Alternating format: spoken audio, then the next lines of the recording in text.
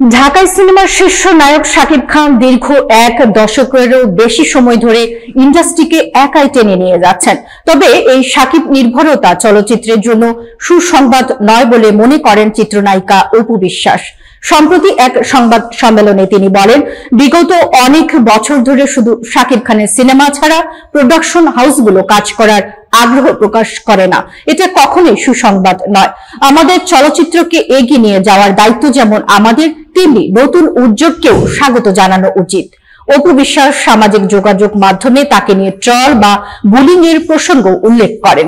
তিনি বলেন, আমাকে নিয়ে অবশ্যই বুলিং করুন, কিন্তু সেটা হোক পজিটিভ বুলিং, যা থেকে আমরা শিখতে পারি, কাজের সামনে এগিয়ে যেতে পারি। এ প্রসঙ্গে তিনি দর্শকদের কাছে ইতিবাচক বার্তা পৌঁছানোর জন্য গণমাধ্যমেরও আহ্বান জানান। তিনি নতুন প্রযোজনা সংস্থার উদ্যোগকেও স্বাগত জানিয়ে বলেন, এমকে প্রোডাকশনকে ধন্যবাদ, যারা এই অচলায়তন ভাঙতে সাহস করে নতুন প্রযোজনা নিয়ে আসছেন।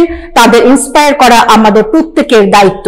অপু বিশ্বাসের এই মন্তব্য ঢালিউডে শাকিব নির্ভরতার চিত্র পরিবর্তনের দিকে ইঙ্গিত দেয়।